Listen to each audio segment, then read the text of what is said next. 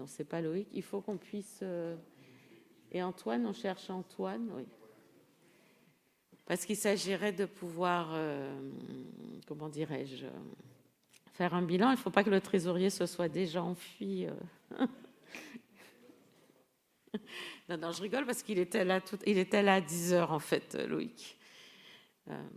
Moi, ce que je vous propose dans l'ordre du jour de notre Conseil national, puis je vais aller m'asseoir là, c'est qu'on puisse dérouler l'ensemble des points que sont donc un retour sur notre activité 2022-2023, et c'est Hervé Beaumanoir qui la présentera.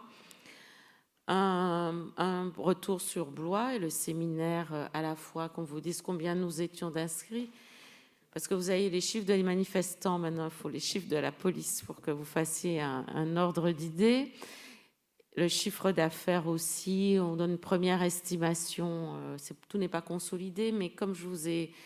Nous sommes beaucoup d'ailleurs mobilisés, dire un peu le fruit de nos efforts, et partager aussi sur les réussites et les difficultés rencontrées pour nous améliorer. Ça fait partie des sujets qui sont aussi devant nous. Et puis moi je vous propose aussi que nous adoptions une feuille de route pour l'année à venir. Donc, nous avons préparé, Benoît et moi, un texte très court, hein, normalement pas de polémique possible dessus, mais c'est plus des listes d'actions, donc on peut le compléter si on estime qu'il faut faire plus de choses.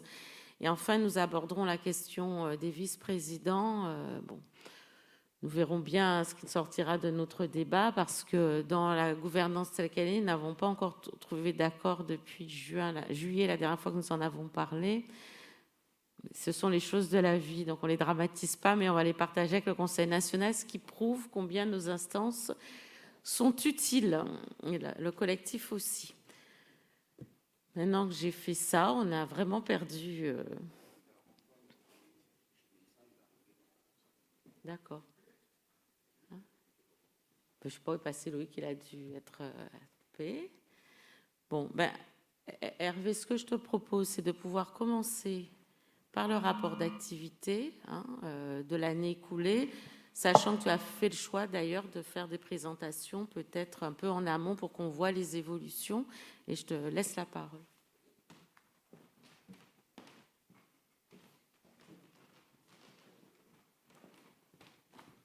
Donc on va pouvoir passer les diapositives sur l'activité en régie.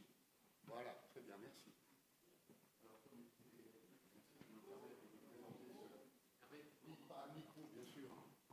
Pardon. Mais si tu vois là. Donc on m'entend très bien. Merci Hélène et Benoît de me permettre de vous présenter ce petit rapport d'activité de la formation, de la FNESER, mais essentiellement ces derniers temps, surtout de notre activité de formation qui était prépondérante.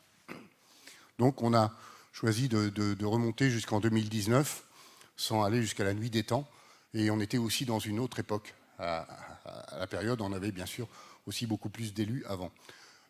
Et par ailleurs, c'est ma pleine responsabilité depuis l'année 2018, date à laquelle j'ai pris la direction donc, de la FNESER Condorcet. Alors en 2000, on voit là, je vous ai présenté quelques éléments pour que vous puissiez, vous, en tant que membre du Conseil national, avoir une bonne idée, les grandes idées de ce que l'on fait en matière d'activité de formation.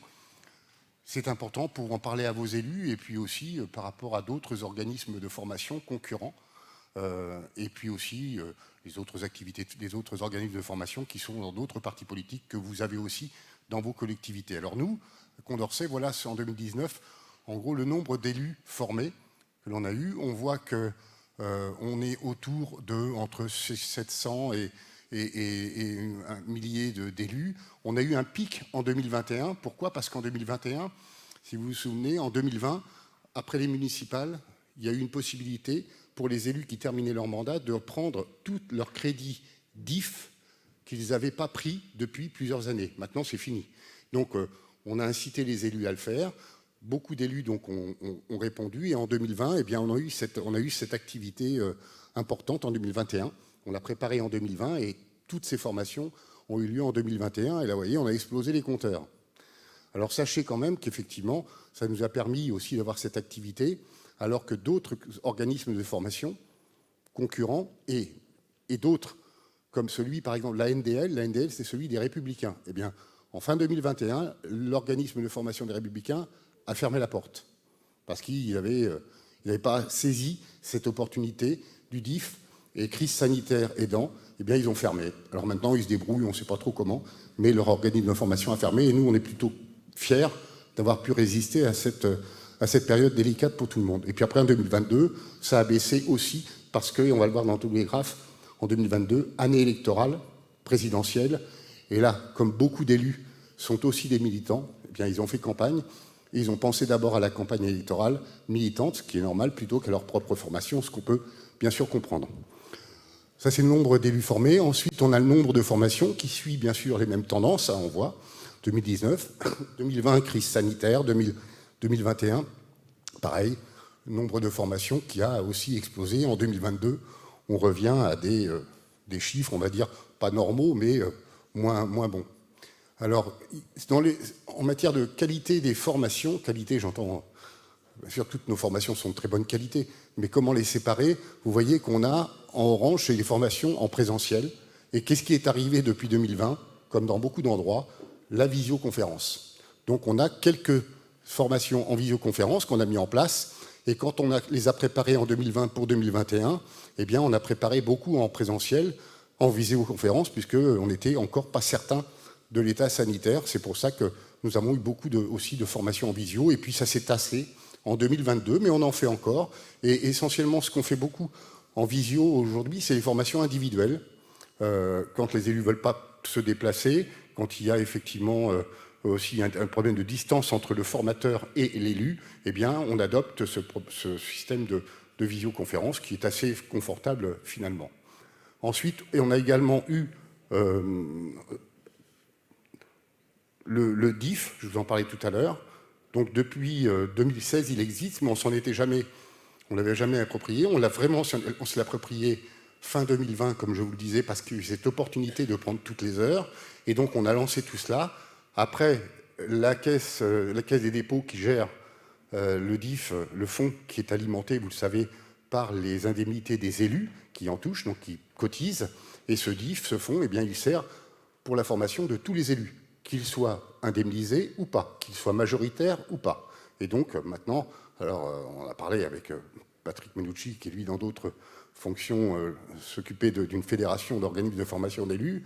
Et effectivement, on a travaillé pas mal à faire en sorte que qu'on puisse limiter les dégâts, parce que, bien sûr, beaucoup se sont engouffrés dans cette possibilité, et les fonds qui étaient dévolus à cette formation, eh bien, ont fondu comme peau de chagrin, et ce qui fait qu'il y a eu des mesures qui ont été prises pour restreindre un peu l'utilisation du DIF. Donc c'est moins souple qu'avant, mais on y arrive quand même. Et si vous avez besoin de formation DIF, si votre collectivité n'a pas les moyens, elle est trop petite, eh bien, vous pouvez utiliser le DIF. Et nous, l'équipe, on est à votre disposition pour répondre à votre demande. Donc ça, c'est un point important, le DIF. C'est une autre solution de formation qui existe, et sachez qu'il faut, il faut l'utiliser.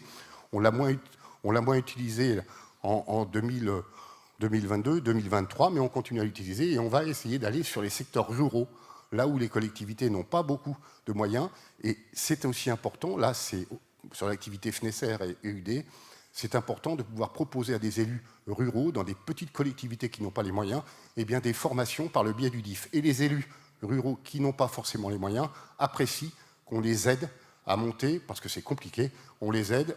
Jean Tixier, que vous connaissez, il est aussi dédié à cela, et il peut aider les élus à s'inscrire. Donc ça, il faut vraiment l'avoir en tête. C'est un élément important pour la formation des élus. Voilà pour ce qui est donc des différents modes de formation. Ensuite, on arrive un peu sur la partie financière sans aller dans le détail. Vous voyez le chiffre d'affaires hors taxe qu'on a réalisé. Donc en 2019, on va dire qu'on était une année à peu près normale en CA hors taxe, à un peu moins de 800 000 et 700 et quelques. En 2020, bien sûr, on descend, crise sanitaire oblige. 2021, même tendance, on explose, ce qui nous a permis quand même de passer ce cap difficile. Et en 2022, eh bien, on est redescendu pour les mêmes raisons. Élection, nombre de formations et donc moins de chiffre d'affaires. Voilà, les nombres de formateurs, que vous sachiez aussi, le nombre de formateurs différents que l'on a. C'est pas énorme, mais c'est quand même pas mal. Vous voyez, on est là, en 2022, on est à près d'une quarantaine de formateurs différents sur des sujets différents. Et tous nos formateurs sont sélectionnés, bien sûr, pour leurs compétences. Ce sont des formateurs professionnels, pour beaucoup. D'autres, ce sont des formateurs qui veulent faire de la formation, qui sont parfois des cadres territoriaux, parfois aussi des élus qui ont ces compétences-là. Mais à chaque fois, on leur demande un professionnalisme pour dispenser une formation de qualité. Et on a donc une charte du formateur qu'on va mettre à jour pour garantir tout cela. Et bien évidemment, nos formateurs, surtout sur les formations, on va dire, un peu politiques, on leur demande de partager nos valeurs, et ce n'est pas une obligation d'être encarté au Parti socialiste, mais au moins que les valeurs soient partagées pour éviter pour que tous nos élus se sentent à l'aise quand même. Voilà. Ensuite, le thème, alors ça c'est intéressant, c'est la dernière diapositive. Je voulais vous le mettre quand même, c'est les thèmes de la formation. J'ai repris seulement 2022. Vous voyez, alors en 2022, on a l'éducation, etc. On a les deux grands thèmes, mais ça c'est récurrent, les finances, ça c'est important. Les finances, parce que les finances locales, le budget, c'est l'acte politique fondamental, donc c'est vraiment important, c'est une grosse demande de nos élus. Et puis tout ce qui est communication, management, développement personnel, tout ça aussi, c'est important, et ça, c'est des pics. Après, on a, sur les différentes thématiques, les politiques publiques, c'est équitable. En revanche, quand même, regardez un point quand même qui mérite une certaine interrogation. Nous, l'organisme de formation des élus socialistes et apparentés, on n'a fait aucune formation sur la solidarité, parce qu'on n'a pas de demande. Tout ça pour vous dire, parce qu'on répond à la demande. On a aujourd'hui pris le parti, parce qu'on a beaucoup de demandes, de faire de la formation en intra. La formation dans nos locaux, à Paris, ça ne marche quasiment plus. Les élus, depuis 2020, ne se déplacent pas, on peut le comprendre, et maintenant la demande, c'est en intra de faire une formation pour l'équipe municipale, qu'elle soit majoritaire, ou même pour l'équipe municipale d'opposition. Nos élus d'opposition, on va chez eux et on fait des formations. Mais donc on répond à la demande et on n'a pas de demande sur les politiques sociales, etc. Et on en avait fait une il y a 1 an et demi, on a eu 3 inscrits, on a été obligé d'annuler parce que c'était pas rentable. Donc voilà, c'est un petit sujet, c'est une curiosité. Alors là, en 2022, on a eu 0. Habituellement, on en a toujours quand même 2 ou 3 ou 4, mais là, rien. Voilà ce que l'on a comme thème de formation. Voilà, hop, voilà. Donc, après, je ne sais pas s'il y a une ou deux questions là-dessus ou pas. Moi, j'ai fini la présentation. Donc, si vous avez des questions. Merci Hervé. Est-ce qu'il y a des... Merci pour cette présentation. On avait dit qu'au fur et à mesure, nous rentrerions dans le détail de ce que la FNESR et la partie Condorcet notamment fait. Parce que pour l'association FNESR, on en parlera ensuite. Est-ce qu'il y a des questions, des demandes de précision sur ce qui a été présenté ? Ça suscite des réactions. Nous, l'enjeu va être bien sûr... Qu'est-ce qu'il y a à gauche ? Ah pardon, je ne la voyais pas. Et on a quelqu'un qui a un micro. Excuse-moi, c'est Arthur. Oui, merci. C'était juste une question parce que tout à l'heure, tu nous as mis le nombre d'élus formés sur la première slide. Mais combien, parce qu'un même élu peut faire plusieurs formations, ou est-ce que c'était le nombre de journées de formation ? Parce que ce n'est pas exactement la même chose. Par exemple, on a des élus ici qui font 4-5 formations dans l'année. Et du coup, voilà, combien d'individus touchés et combien de... Nombre d'élus formés, c'est le nombre d'élus formés. Et quand effectivement un élu, on n'a pas serré les choses, mais quand un élu a demandé 3 fois une formation, ce qui est assez rare, eh bien on compte 3 fois. Ça compte 3 fois. Donc mais en revanche, ce qui est important de voir, ouais. c'est le nombre de jours de formation. C'est des formations qui, pour certaines, même quand on va en intra, sur 1, 2 ou 3 journées. Donc une formation sur les finances locales qu'on fait en 2 jours, on compte sur une seule formation. C'était pas cette slide, mais c'était un peu avant. Enfin, je dis ça pour le... Voilà. Truc, nombre mais de formations, oui, c'est ça. Donc là, il y a des formations ça, c'est le nombre de formations, certaines mais, sont sur plusieurs jours. Mais il y a le nombre de... Donc, une journée de formation, elle est comptabilisée... Enfin, si tu as 3 jours de formation, c'est comptabilisé qu'une fois voilà. dans ton machin. On va faire une journée de formation sur les 2 jours de formation sur les finances locales qui suivent. Eh bien, c'est pour nous une seule formation. Et en revanche, un élu, s'il fait 3 fois une formation, on va le compter 3 fois. Même élu. Est-ce qu'il y a d'autres questions sur cette partie-là ? Ça veut dire qu'on va travailler, oui, pardon, excuse-moi, ça veut dire qu'il faut je le notais, qu'on se donne les outils pour répondre à ta question, en fait. Parce qu'il faut qu'on sache ce qu'il faut qu'on puisse améliorer, c'est une connaissance plus fine du réseau des élus qui nous sont proches, des socialistes en quartier. Ça, on peut le travailler avec le parti. Et puis des divers gauches, ça va être l'enjeu des unions départementales, on va en parler tout à l'heure. C'est vraiment un des enjeux, être en capacité qu'elles puissent plus finement de la cartographie, ce qui permettra ainsi d'ailleurs de dire sur le volume d'élus potentiels combien on en touche. Hein, c'est ça qu'il faut qu'on soit en capacité de faire à terme, et ça fait partie des travaux urgents. Dans les travaux urgents, bon, d'abord, il y avait la réussite de l'événement qui nous réunit.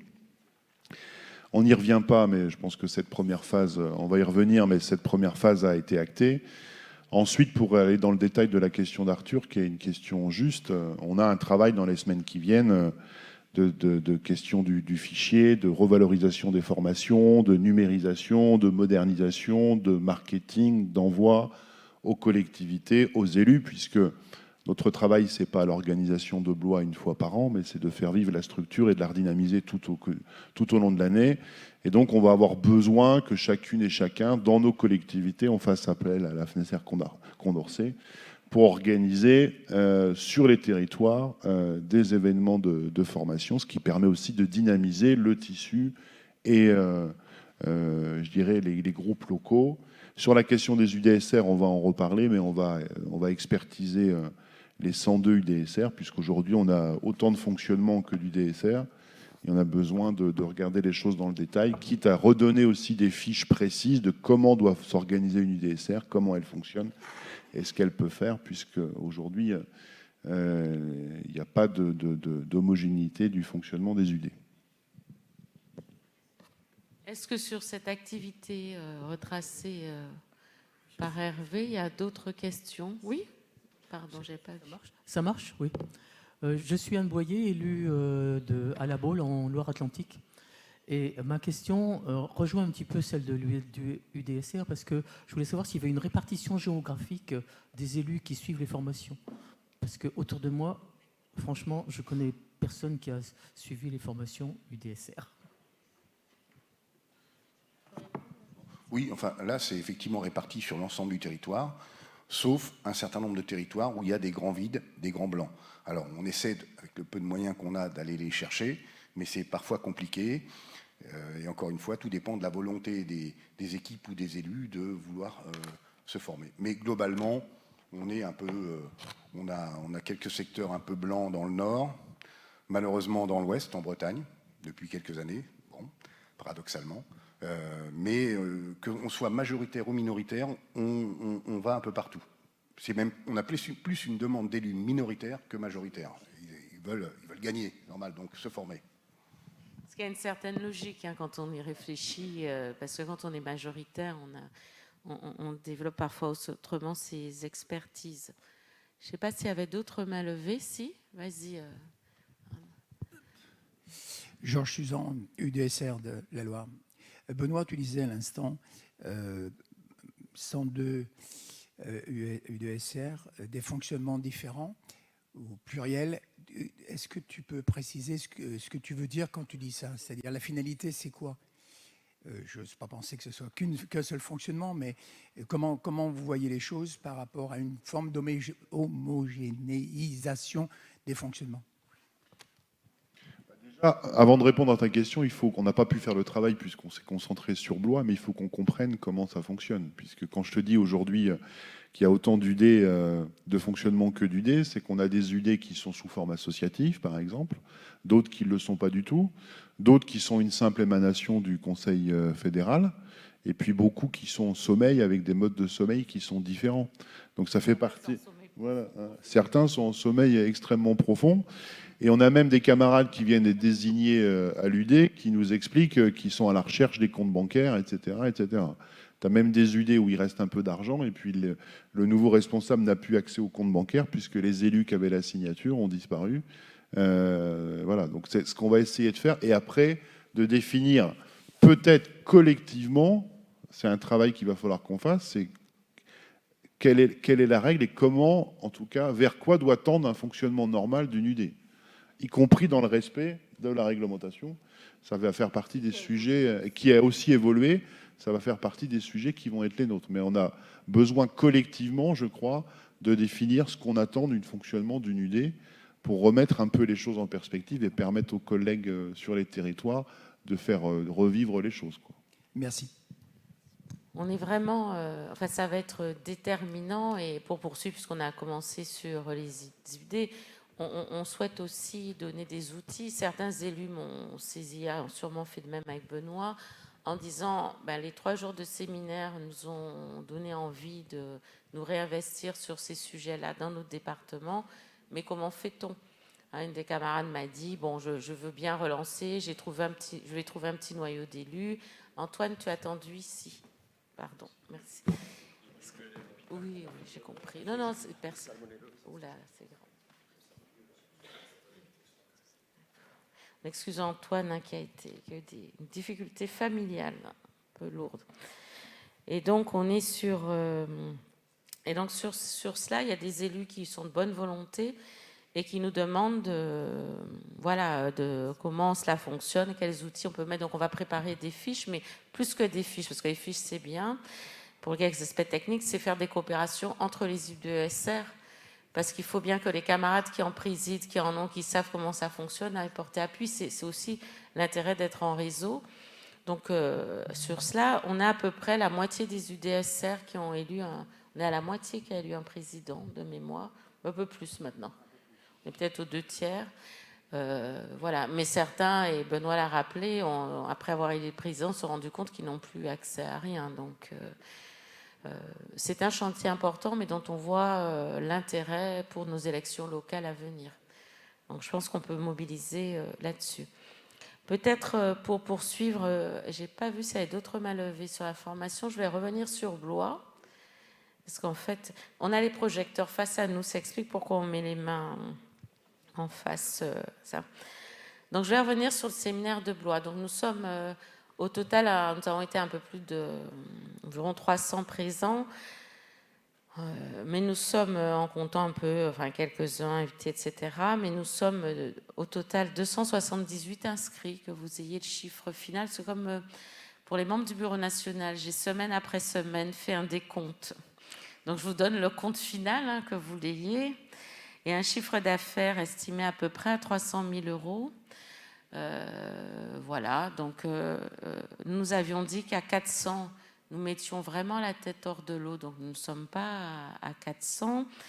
C'est-à-dire qu'à 400 inscrits, nous étions tranquilles pour l'année. À 300, ça veut dire qu'on ne ferme pas, on ne rend pas notre tablier, Benoît et moi, au mois de septembre, donc c'est une bonne nouvelle. Vous allez pouvoir continuer on va pouvoir continuer à se voir, mais ça veut dire qu'il va falloir, avec acharnement dans l'année, faire des formations jusqu'au prochain séminaire de Blois. Voilà, donc je vous donne les chiffres d'affaires et on est autour un peu moins de 100 000 euros pour les charges estimées. Et on donnera, bien sûr, à l'automne, au moment où on refera un conseil national, on donnera les chiffres consolidés auxquels on rajoutera Avignon et tout, puis les chiffres, puis le reste de la formation. Puis bien sûr, l'année prochaine, on fera les comptes, les adoptera comme toute assemblée générale. Ah ben vas-y. Et puis après, je parlerai sur le bilan qualitatif du séminaire. Juste un petit mot sur la situation financière de notre fédération. Alors, je la découvre petit à petit, donc je ne vais pas vous faire une grande analyse, ce n'est pas l'objet. Oui, je reste, pour le moment en tout cas. Ça a été évoqué par Hervé tout à l'heure, la situation financière, si on la regarde à l'année, que ce soit cette année 2023 avec les chiffres de Blois ou l'année précédente, les années sont globalement sur des petits équilibres fragiles. Il faut être extrêmement attentif, il faut être vigilant à augmenter notre chiffre d'affaires pour nous sortir de la zone rouge, mais globalement, on a des petits équilibres sur les années. Sur cette année, on a un passif parfois très ancien, notamment dans notre lien avec le Parti socialiste, qui nous interdit toute facilité bancaire. Du coup, c'est le parti qui est notre banque, et qui fait que les lignes de trésorerie dont on peut avoir besoin, c'est des avances que nous fait le parti, qu'il va falloir qu'on le rembourse, et on est dans cette situation-là qui est assez inconfortable de devoir systématiquement être sur la corde raide parce qu'on n'a pas ces facilités bancaires. Donc il y a une discussion qu'il faudra avoir avec le parti pour voir comment on simplifie, on appure notre passif. Mais l'essentiel de ce qu'on a à faire, c'est d'augmenter notre chiffre d'affaires pour les années à venir, de ne pas s'appuyer seulement ou en grande masse sur Blois et sur Avignon, mais évidemment de développer sur tous nos territoires, ce qui a été évoqué tout à l'heure, de nouvelles offres de formation, mais je laisserai Hélène évoquer la feuille de route tout à l'heure, pour augmenter significativement le chiffre d'affaires et avoir un volume d'activité annuelle et un budget annuel qui nous permettent en tendance de sortir de la zone rouge et de nous dégager des marges de manœuvre un peu plus larges, y compris des marges de négociation. Merci d'avoir précisé cela. Et nous aurons donc, je proposerai bien sûr au Bureau national, mais aussi au Conseil national, un poids financier, comment dirais-je, précis, qui sera fait, c'est-à-dire un moment que nous consacrerons pour l'essentiel qu'aux finances et au plan d'action adressé que le bureau exécutif va travailler là, à l'issue de Blois. Sur le séminaire lui-même, je voulais peut-être qu'on ait un échange sur les retours que vous avez eus. Donc on a compris que nous avions fait danse. Et donc nous avons été en retard tout le temps. Bon, il ne faut pas qu'on retienne que ça de Blois, et j'espère que vous ne retiendrez pas que ça. On l'a fait à plusieurs reprises, on le refera. Je voulais vraiment remercier l'ensemble de l'équipe de la FNESER qui s'est ultra mobilisée, et dans un temps qui a été plus réduit, parce qu'ils avaient évidemment commencé à préparer avant que nous prenions les responsabilités, mais nous avons quand même bousculé un certain nombre d'organisations. Vous vous souvenez, au premier bureau, au premier conseil national au mois de juin, quand nous avons dit, nous souhaitons avoir plus, on avait un premier pré-programme et puis on a pas mal bousculé, ce qui fait que tout juillet et jusqu'au cœur du mois d'août, des modifications ont été faites, et je remercie vraiment les uns et les autres parce que vous avez fait des suggestions sur les tables que vous vouliez voir et tout, les intervenants, ce qui explique aussi le foisonnement des tables rondes. Et malgré cela, il y a des sujets qui n'ont pas pu être abordés, mais qui pourront l'être dans les formations qu'on fera dans l'année. Donc je ne vais pas être plus long parce que je voulais, comme vous avez fait plus d'ateliers que je n'ai pu en faire, et puis vous avez entendu aussi les remarques des collègues élus, voilà, peut-être nous donner un retour de ce qui a été bien fonctionné, de ce qui a moins bien fonctionné, et de quelques attentes que nous pourrions avoir pour l'année prochaine, un peu à chaud si je puis dire, tout de suite. Voilà, ça y est ici, et puis on a des... Il y a devant, voilà. Puis après toi, et puis après on remonte. Ok. Oui, un retour à chaud. Donc, moi, je voudrais souligner la qualité des thématiques qui sont ancrées sur nos territoires. On se sent concerné. Donc, il n'y a pas de déconnexion entre des visions trop globales et en même temps des activités très opérationnelles. À chaque fois, les tables rondes étaient quand même justement à l'image de cette côté vision politique, assise avec des argumentaires et en même temps de l'opérationnalité, qu'est-ce qu'on fait, en même temps de l'échange entre nous. Donc ça, c'est hyper important. Les ateliers techniques, extrêmement pertinents, parce que ça permet aussi de travailler tout ce qu'on ne voit pas ou tout ce sur quoi on n'a pas forcément conscience en termes de posture. C'est quoi être élu finalement, et élu sur son territoire quel qu'il soit, mais aussi élu de la République, donc qui renvoie vers la thématique générale de cohésion nationale. Voilà, donc ça c'est à chaud, j'ai vraiment beaucoup apprécié. Maintenant, le défaut c'est que j'ai pas le don d'ambiguïté, donc je n'ai pas pu vivre tout ce que je voulais vivre, mais je compte sur les retours parce que ça crée quand même, c'est un défaut dans une qualité, parce que ça crée aussi des échanges avec des collègues élus qu'on ne voit pas forcément et qu'on ne voit pas dans notre quotidien et qu'on n'a pas forcément dans les mêmes thématiques. Donc c'était intéressant aussi de partager ces expériences aussi d'atelier. Une proposition peut-être aussi, puisque tu parlais de perspectives ou d'amélioration en tout cas de choses. Je ne parle pas de l'organisation en général parce que j'ai aussi des petites choses à dire, mais je les dirai tout à l'heure. Par rapport à la... Alors c'est vrai qu'on a eu beaucoup de retard, mais il n'empêche que peut-être qu'on a aussi des élus qui n'ont pas pu venir. Je pense notamment à nos camarades, pardon, mais je reviens toujours sur les Outre-mer, mais j'y tiens. Voilà, donc peut-être quelque chose autour de la visio à réfléchir pour qu'il y ait quand même un partage, tout en pensant à l'aspect financier. C'est peut-être un peu moins cher, c'est peut-être voilà. Donc il y a quand même cet espace financier, mais il y a aussi l'espace de contribution et de cohésion nationale. Et donc, je pense qu'on aurait tout à gagner aussi à avoir la capacité d'intégrer nos camarades socialistes sur les Outre-mer et apparentés. Voilà. Donc ça, c'est en termes de propositions. Je suis d'accord. Attends, excuse-moi, avant que tu remontes, juste à tes côtés. Je partage pour l'outre-mer, hein, on va devoir faire un travail, parce qu'autrefois, l'outre-mer pouvait être présent, y compris aux universités d'été du parti. Et c'est vrai qu'il faut retravailler ça, visio, etc. Et puis aussi sur les retours, la capitalisation. On a fait quelques captations vidéo, on a pris des notes à certains endroits. Il faudra le systématiser la prochaine fois et puis trouver la façon dont on le restitue. Ça fait partie, à mon avis, des sujets importants. J'en prie. Oui, ce sera très court. Mon intervention, c'était pour souligner bien évidemment la qualité de cette formation. Enfin, moi, je suis ravie d'avoir assisté depuis le début. Le seul hic, c'est que les ateliers, finalement, il y a quasiment trop d'intervenants et ça ne laisse pas suffisamment de place au débat entre nous. Et je trouve que c'est un petit peu dommage. Il y a une forme de frustration quand on se quitte. Le temps est un petit peu serré. Et quand il y a 4 ou 5 personnes qui prennent la parole, derrière, les échanges sont restreints. Et c'est aussi toute cette partie d'échange qui permet des échanges de pratiques, se connaître un peu plus sur tous les territoires. Et voilà. Tu as raison, c'est soit on met moins d'intervenants, soit on met plus de temps, en fait, sur la table. Donc tout en haut, c'est quelque chose... Il y a une moitié de chemin. En haut, oui, mais c'est Marie-Hélène, mais elle descend. Donc, elle est plutôt... Ce sera plus rapide. Bonjour à tous. Rapidement, c'est peut-être aussi sous forme de proposition par rapport aux analyses qui sont données. Sur la restitution, moi je voulais simplement faire une offre sympathique et bénévole de service parce que je crois que nous sommes nombreux à pouvoir fournir aussi une restitution des ateliers avec un commentaire peut-être aussi de la manière dont l'atelier a été...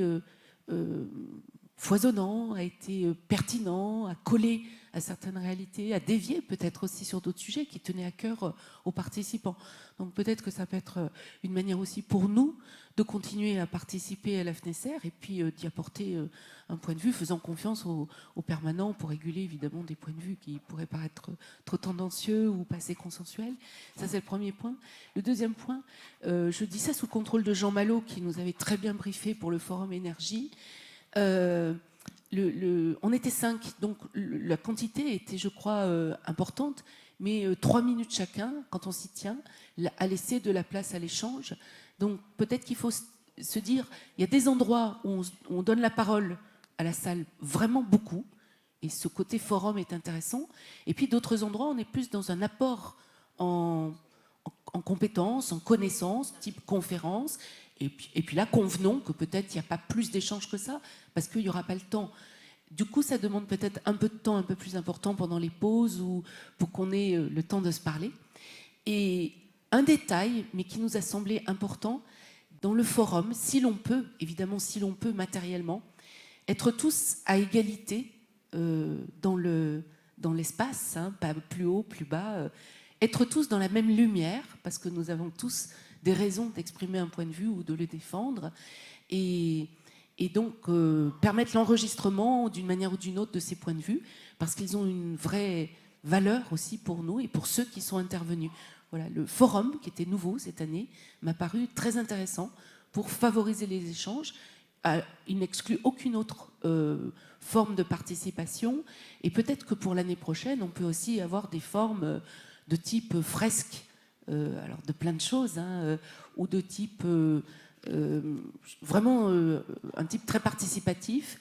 Alors ça ferait beaucoup d'offres, mais néanmoins ça peut permettre de gagner du temps sur certaines conférences que l'on peut peut-être avoir plus en replay, comme tu le disais, par la suite, hein, qui vont vraiment nous apporter un apport qu'on pourra utiliser par la suite, et la capacité pour ceux qui viennent de donner envie plus encore à d'autres de venir.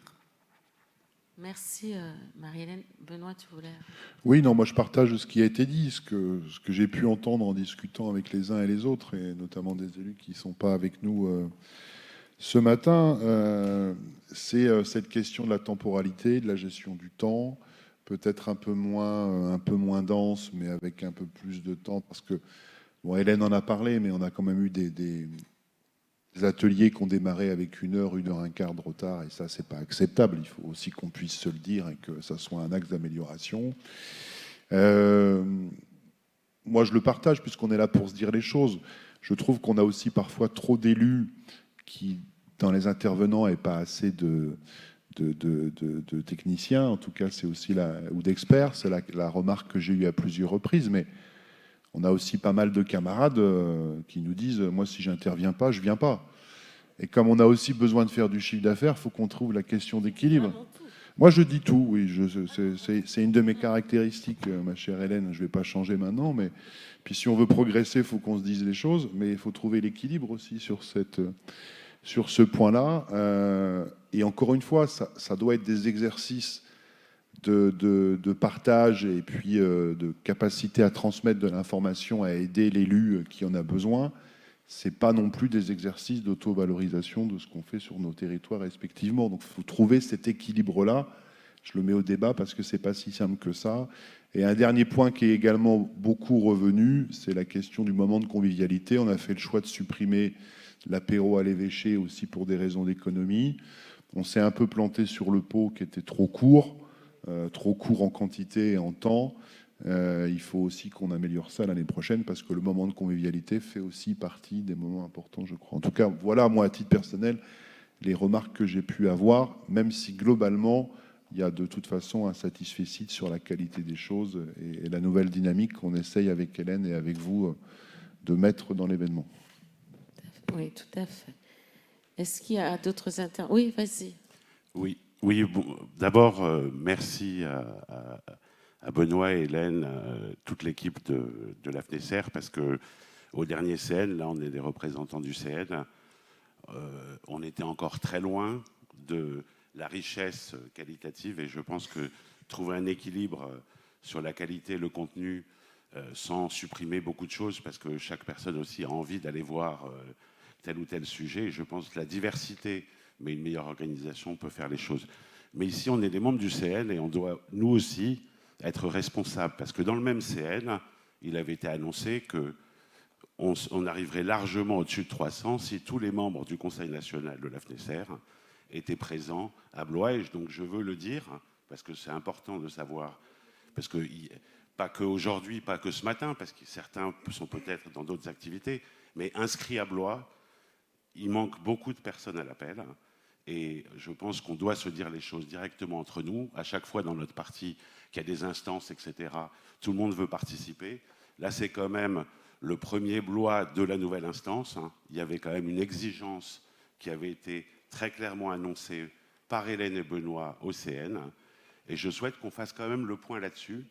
Parce que pour pouvoir construire, il faut des gens présents, il faut des gens qui sont actifs.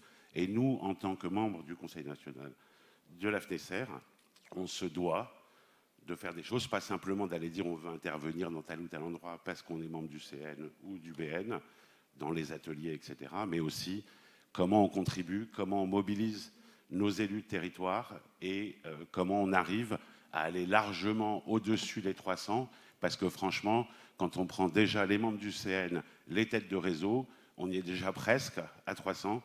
Il suffit que chacun mobilise sur son territoire. Et donc l'équilibre financier, il passe aussi par là, par notre responsabilité à tous de faire ce travail. Merci.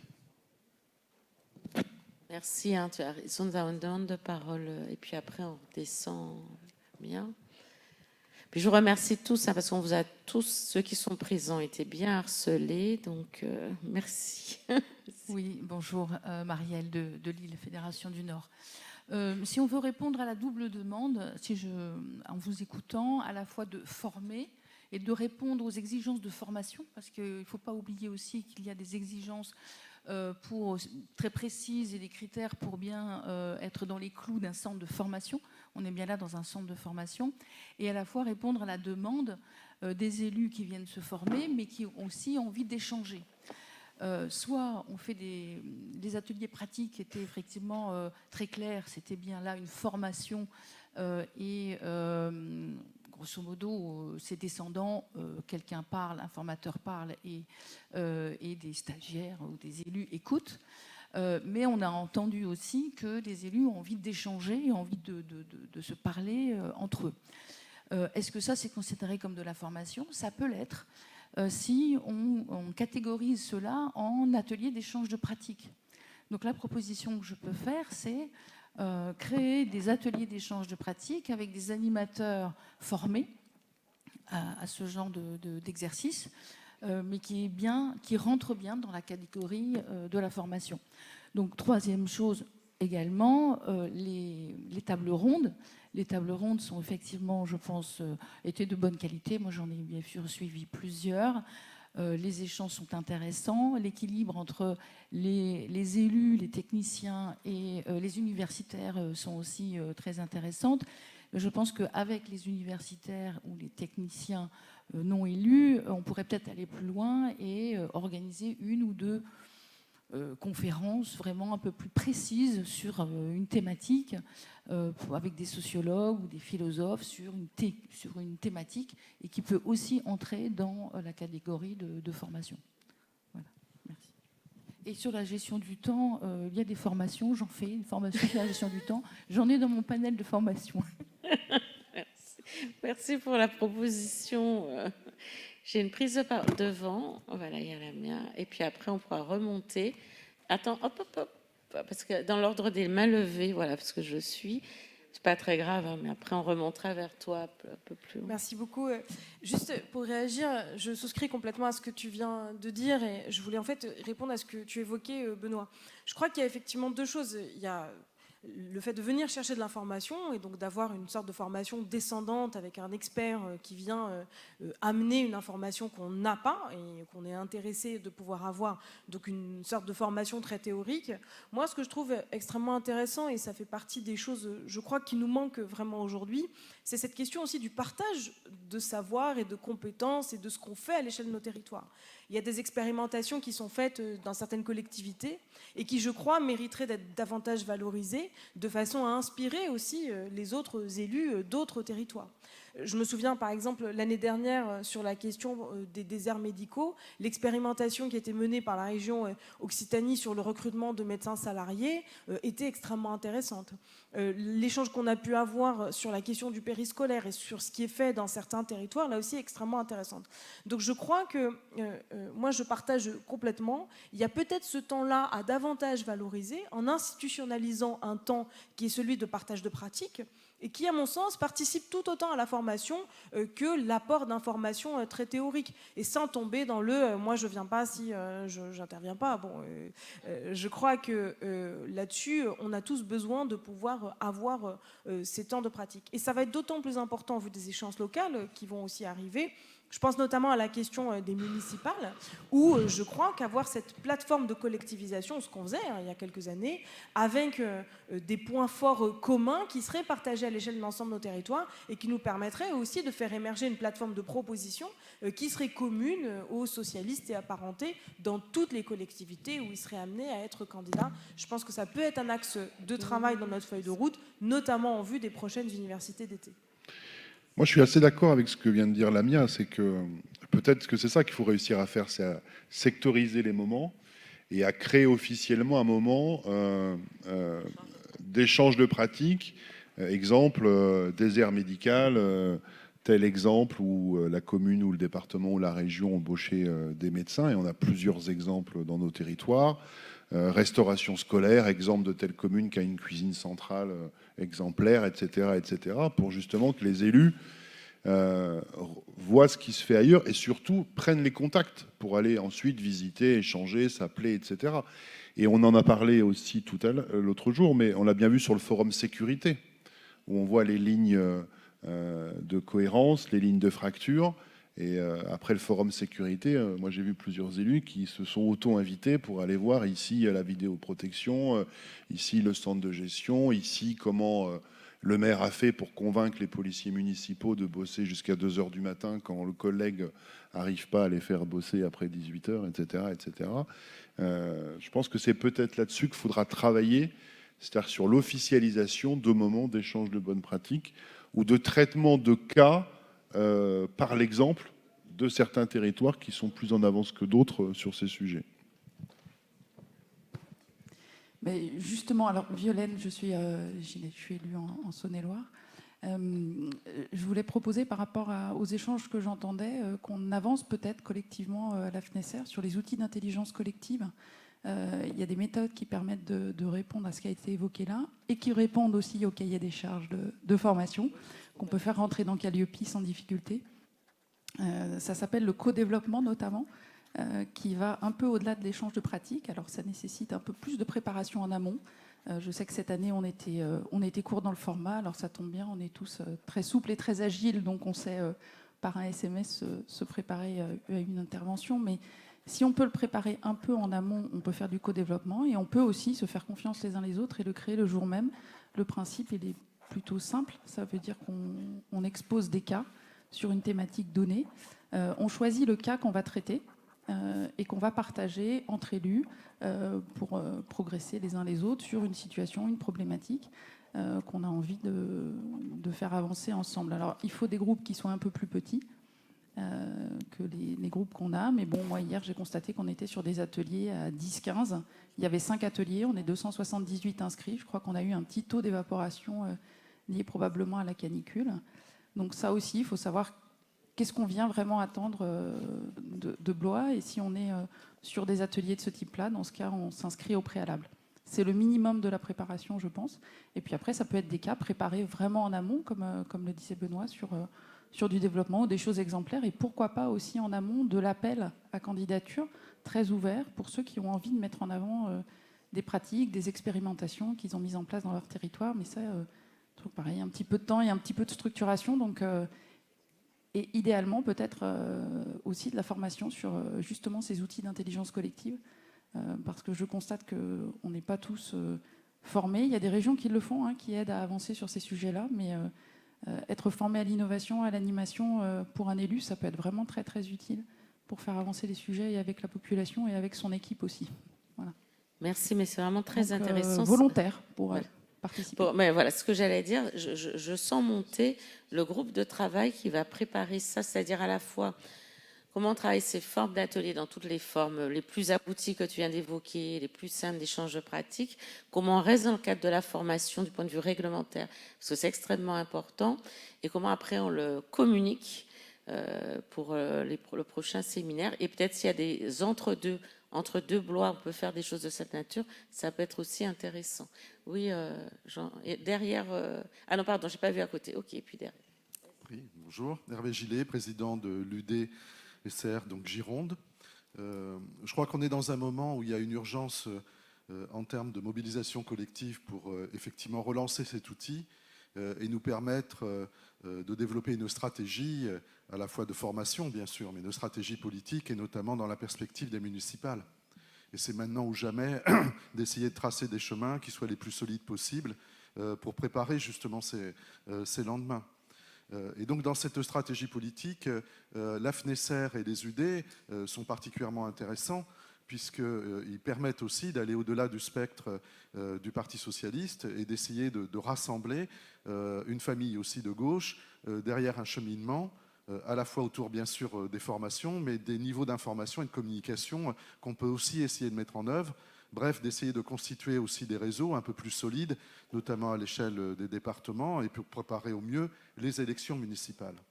Et donc, pour moi, cette orientation-là, elle fait partie d'une des orientations majeures que nous devons avoir aujourd'hui pour essayer de nous permettre d'avoir des bases de plus en plus solides et de préparer justement ces échéances politiques qui sont absolument fondamentales pour nous. Oui, c'est ce que je me dis. Donc, au-delà même de la formation, il y a également toute la stratégie d'information, de communication, pour permettre aussi au niveau des UD, d'abord d'exister et d'avoir une base suffisamment solide pour pouvoir le faire, et d'avoir donc des outils aussi informatifs pour pouvoir créer effectivement ces réseaux. Donc je pense que c'est particulièrement stratégique.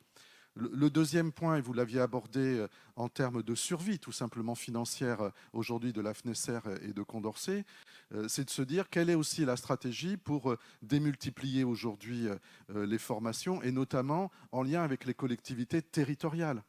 Et donc là, il y a forcément une liaison politique objective et stratégique au niveau de votre bureau, dans les relations qui peuvent s'établir avec les collectivités territoriales, qui sont quand même en capacité, pour un certain nombre d'entre elles, de pouvoir organiser aussi des formations et de pouvoir maintenir à flot, voire contribuer au développement de la FNESR.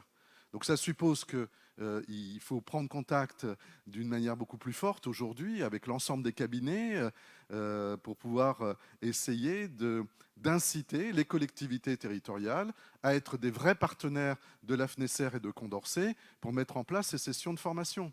Donc c'est aussi un axe, à mon avis, stratégique qui est important aujourd'hui à mener et qui est éminemment politique dans la relation avec l'exécutif de la FNESR et de la formation Condorcet. Nous sommes d'accord là-dessus, ça fera partie... Du coup, derrière toi, il y a... Excuse-moi, il y a un camarade qui lève la main.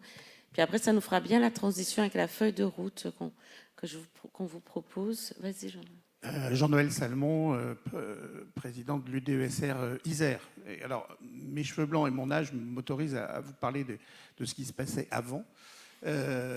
Moi, jeune élu, j'ai appris le métier, entre guillemets, certes auprès de mon maire bienveillant, etc., mais aussi en lisant très régulièrement Commune de France.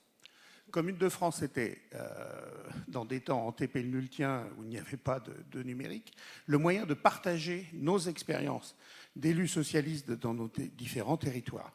Et je crois qu'il faut qu'on invente le Commune de France 3.0.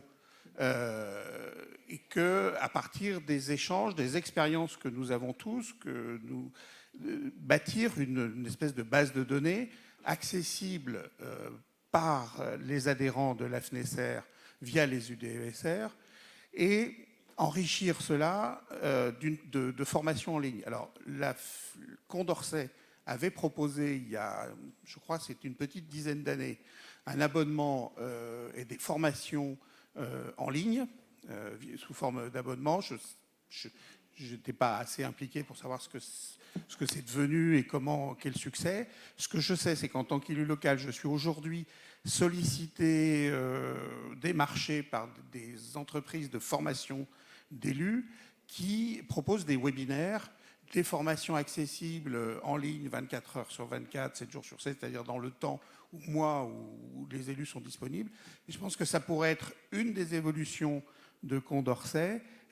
C'est au-delà des temps de présence qui sont indispensables parce qu'on sait que le non-verbal, que la réactivité est importante dans la formation, mais toute cette expérience qui s'exprime ou qui veut s'exprimer ici pourrait être capitalisée soit sous forme de texte, de vidéo, et accessible pour nos adhérents. Voilà une des propositions d'évolution pour notre fédération. Merci.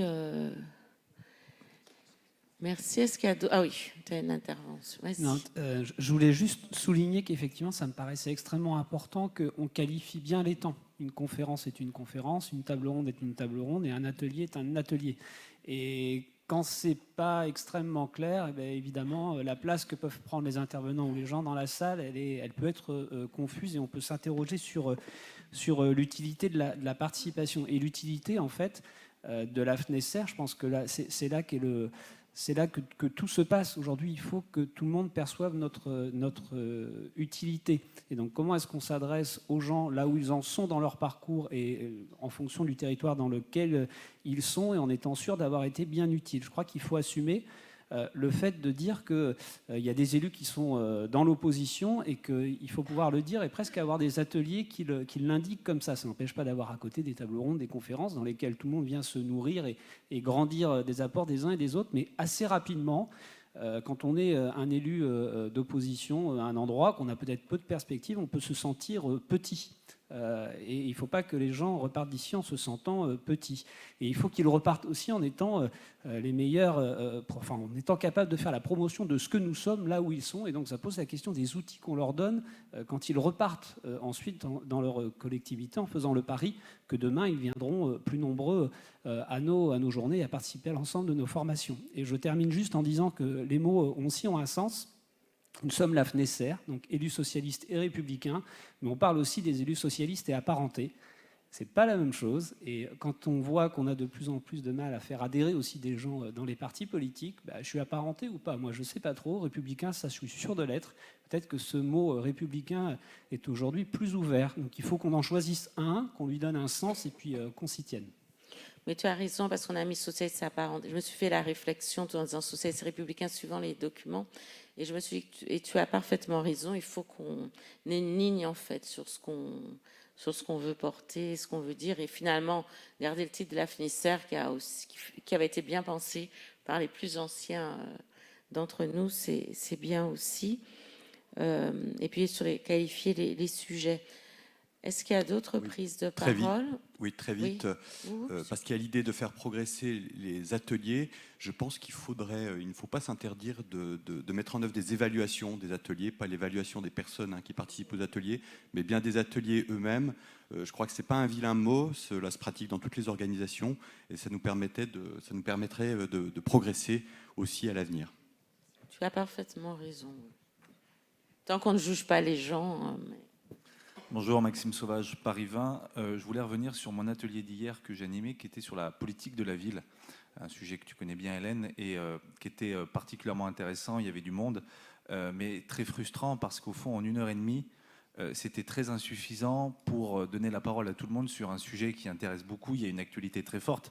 Le thème de l'atelier, c'était le renouvellement des contrats de ville qui arrive. Et l'autre axe, c'était aussi de revenir sur les épisodes de violence urbaine. Et il y avait beaucoup de témoignages qui ont eu lieu. Et on voit très bien que c'est dommage de se dire qu'au fond, nous réunirons que dans un an, lors de la prochaine édition de Blois, les élus socialistes et républicains pour parler de ces sujets-là et de la politique de la ville, et qu'il faut d'autres moments. Et on a bien vu aussi beaucoup d'élus inquiets avec la nouvelle géographie prioritaire qui se dessine, très inquiets sur l'évolution de leur territoire. Et je parle comme élu de Belleville, où normalement le territoire devrait quitter la géographie prioritaire, ce qui est très problématique. Et donc aussi réfléchir éventuellement à un appel... Peut-être parce que vous avez réussi. Non, c'est pas pour ça. On pourra en parler après. Il y a plusieurs. Oui, mais ça va être un sujet. Mais tu as raison, on a des sujets. Et on pourrait imaginer un appel ou un texte, en tout cas des élus socialistes et républicains, sur la politique de la ville, sur notre vision de la politique de la ville, alors qu'on arrive aux 10 ans de la loi Lamy, qu'il n'y a aucune évaluation et qu'on aurait pu imaginer un changement du cadre normatif pour les futurs contrats de ville. Et en tout cas, vraiment, il y a eu des interventions passionnante hier, et je me dis qu'il y a aussi énormément de compétences chez nous pour la politique de la ville et ce qu'on pourrait dessiner pour la suite, et que la FNESER a tout son rôle sur ce sujet-là. Non, mais dans l'idée des formations dans l'année, sur des moments... alors, pardon pour ceux qui n'ont pas de quartier en politique de la ville, juste une insiste, comme il y a un calendrier avec une échéance qui est en train de se préciser pour mars 2024, la dernière réunion que j'ai eue lundi, ça veut dire qu'il faut qu'on... Effectivement, il y a l'utilité d'un atelier de formation et d'échange en même temps, y compris de mobilisation ensuite. Enfin, il peut y avoir plusieurs objets et on peut avoir du monde, y compris, quitte à le faire en visio, pour avoir les adjoints ou les maires, les agents politiques de la ville ou les maires concernés. Parce qu'il y a des objets très opératoires sur lesquels il va falloir monter au créneau. Voilà. Oui, bonjour, Michel Ménard, président du département de Loire-Atlantique et de l'UDSR 44. Et ex-trésorier de la FNESER jusqu'à il y a quelques semaines.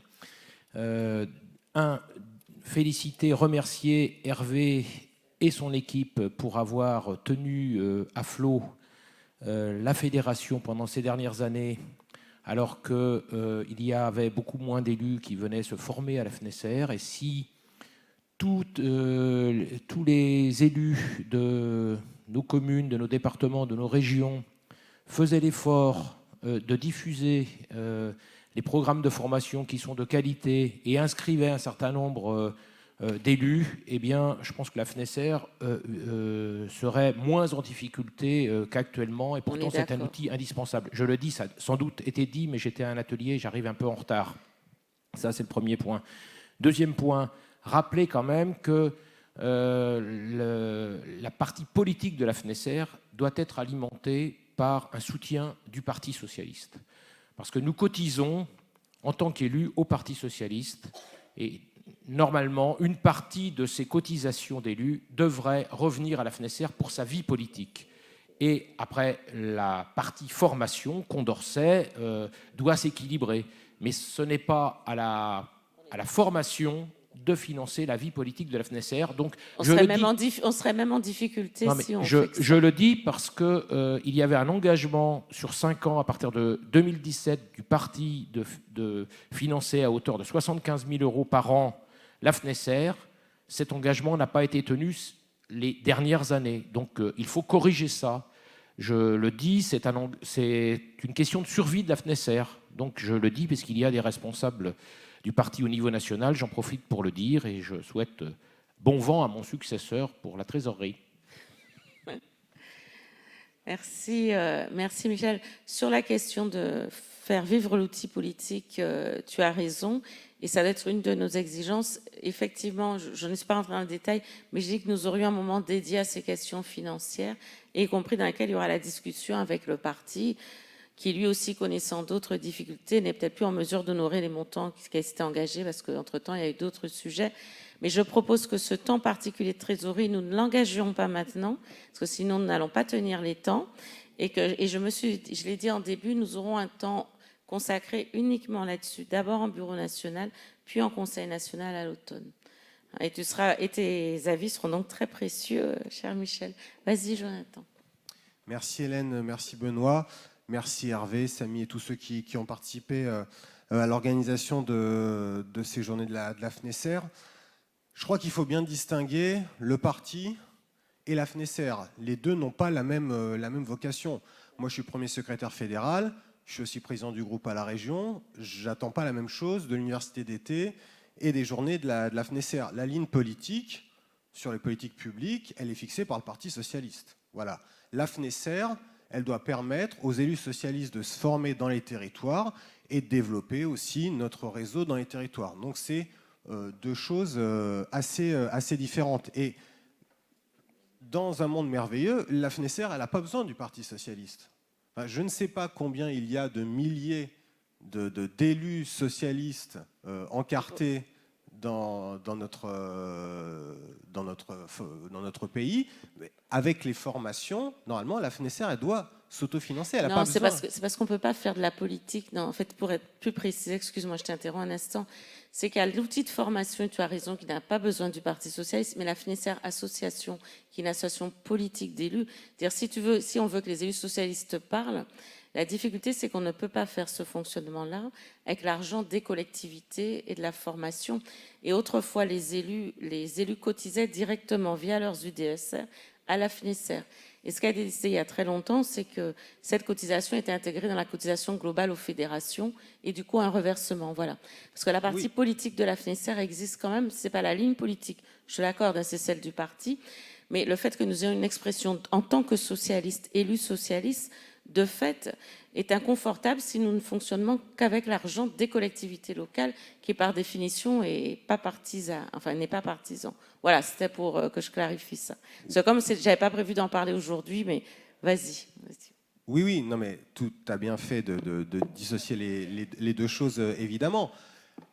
Je pense qu'en effet, on n'arrivera pas à réintégrer une cotisation des élus qui irait directement à la FNESR. Ça ne marche pas. Est-ce que ça passe par les UD, par exemple? Est-ce que ça passe par une subvention alors du parti?